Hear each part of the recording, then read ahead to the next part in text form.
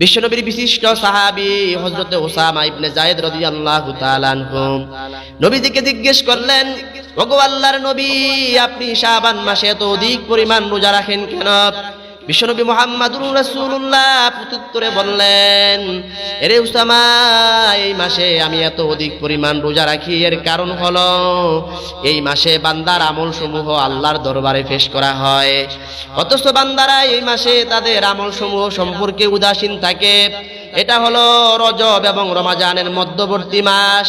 এই মাসে বান্দার আমল সমূহ আল্লাহর দরবারে পেশ করা হয়। আল্লাহ রাব্বুল আলামিন বান্দার আমলগুলো দেখে থাকেন। অতএব আমি নবী মুহাম্মদুর রাসূলুল্লাহ চাই আমার আমলগুলো এমন ভাবে আল্লাহর দরবারে পেশ করা হোক যে অবস্থা আমি একজন রোজাদার হিসাবে গণ্য হব। বলেন সুবহানাল্লাহ। নবী বলেন, আমি চাই আমার আমলগুলো এমন অবস্থা আল্লাহর দরবারে পাঠানো হোক, আল্লাহর দরবারে দেখানো হোক যে অবস্থা আমি নবী মুহাম্মদুর রাসূলুল্লাহ একজন রোজাদার। বলেন সুবহানাল্লাহ।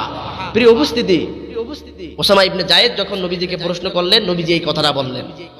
এবার আসেন মা আয়েশা হুমায়রা থেকে হাদিস এসেছে, বিশ্বনবীর স্ত্রী হযরত আয়েশা রাদিয়াল্লাহু তাআলা আনহা বলেন, আমি নবীজিকে জিজ্ঞেস করলাম, ওগো আমার প্রাণ প্রিয় স্বামী, আপনি রমাদান মাস ব্যতীত এই শাবান মাসে এত অধিক পরিমাণ রোজা রাখেন কেন? এটার কারণ কি?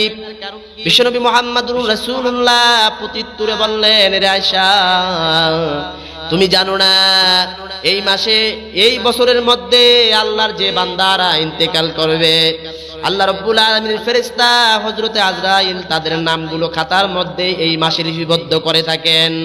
অতএব আমি নবী মুহাম্মদুর রাসূলুল্লাহ চাই আমার নামটা যদি এই বছরের মধ্যে এই মাসের মধ্যে খাতায় লিপিবদ্ধ হয়ে যায়, আমি একজন রোজাদার অবস্থায় আমার নামটা যেন খাতার মধ্যে লিপিবদ্ধ হয়ে যায়, এটা আমি অধিক পরিমাণে পছন্দ করি। বলেন সুবহানাল্লাহ।